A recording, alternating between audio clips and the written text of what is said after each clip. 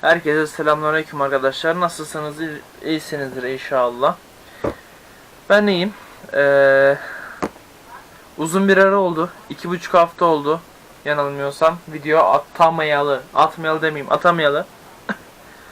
Bunun nedeni ise şu. İşe başladım. Ondan dolayı hiç fırsat bulamadım.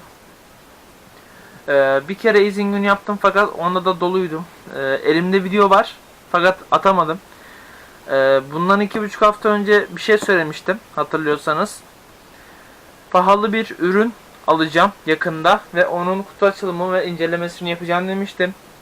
O ürünü aldım, ne olduğunu söylemeyeceğim. Aldım, kutu açılımını yaptım. Fakat şöyle bir şey var. O ürünü aldığım gün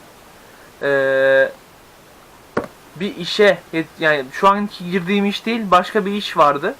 Ona yetişmem gerektiği için çok hızlı bir şekilde açtım ve bayağı bir hızlı bir kutu açılımı oldu. İncelemesini çekmedim daha. Onunla çekeceğim inşallah. Şimdi gördüğünüz gibi şöyle bir tıraş makinesi aldım. Daha doğrusu ailem aldı.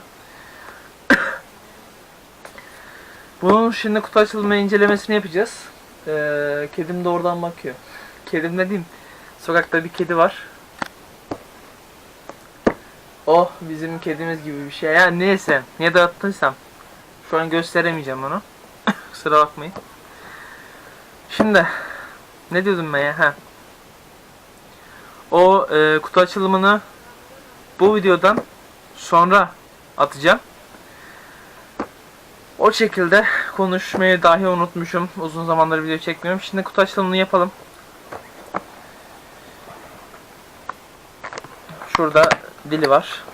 Dilinden açalım şu şekilde. Şurada emniyet bantları varmış. Bu arada tavandaki ampulden ışık aldığım için çok iyi bir performans olmuyor. Elimdeki led ışığım bozuldu, onu yenileyeceğim. Bandın şu kısmı da varmış, onu da açayım. Açtık. Bu şekilde çıkartalım. İnşallah şarjım bitmez, az kaldı.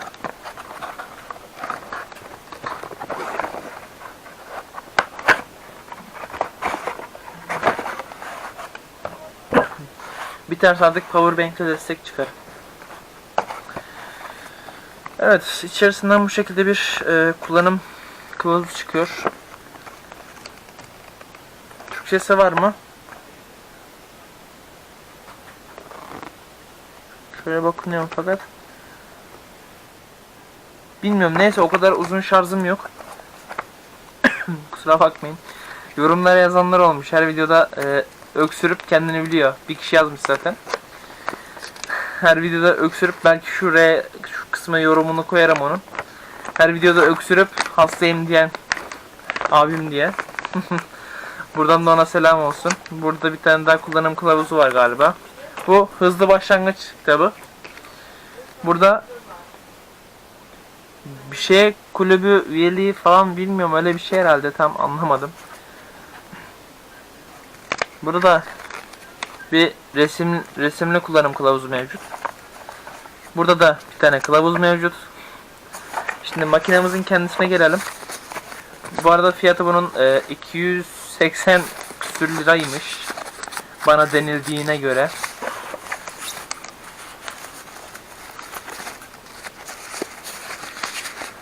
Çok böyle bir alet.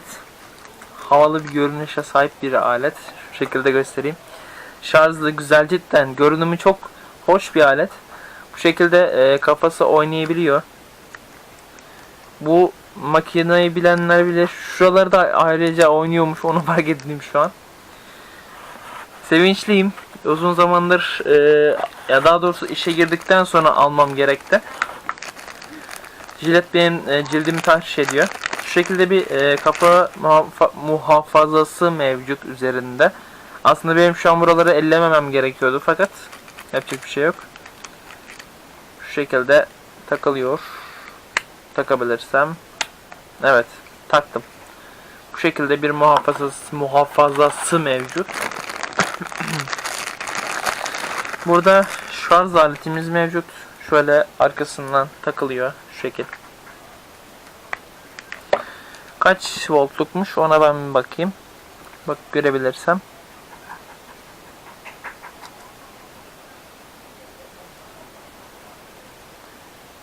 Şu kısmını videoyu şu kısma yazarım. Tam okuyamadım şimdi. Şu çakımı bir kapatayım. Elim ayağımı kesmeden. Evet, çok güzel, hoş bir özelliği mevcut.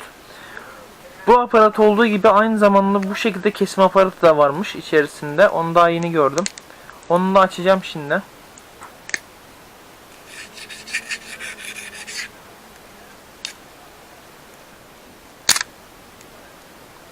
Umarım çizmemişimdir.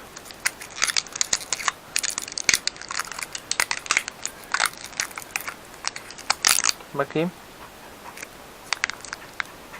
Sanki birazcık çizmişim. Neyse, sıkıntı yok. Bu şekilde bir alet. Fakat şey yok galiba. Aynen. Ne derler ona? Bu hareket ne ya? Ölçü. Anladınız siz. Burası çıktı. Büyük ihtimal şuradan bunu açıyoruz. Bu temizlik için. Tamam, şimdi oldu. Bu temizlik için. Bunu nasıl taktığımız hakkında pek bir fikrim yok şu an.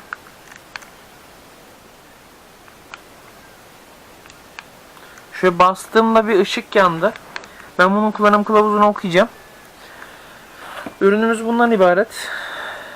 Şu şekilde. Bir ürün takayım ben bunun şeyini tekrar. Kılıfını. Bu şekilde bir ürün. Bakalım parasını ediyor mu etmiyor mu göreceğiz. Neyse. Bir dahaki videoda görüşmek üzere. Kendinize iyi bakmayı unutmayın. Hoşçakalın. Bu arada video atamadığım için de ne olur kusura bakmayın. Çünkü cidden fırsatım olmuyor. Vardiyalar uyuşmuyor. Eve geliyorum yorgun oluyorum. Video çekmeye zamanım olmuyor daha doğrusu. Video çekmeye zamanım olsa dahi montaja ve yüklemeye zamanım olmuyor. Neyse bugün Perşembe akşamı. Büyük ihtimal siz bunu cumartesi akşamı izleyeceksiniz. Çünkü cumartesi izinliyim. Neyse bir dahaki videoda görüşmek üzere. Kendinize iyi bakmayı unutmayın. Hoşçakalın. Allah'a emanetsiniz.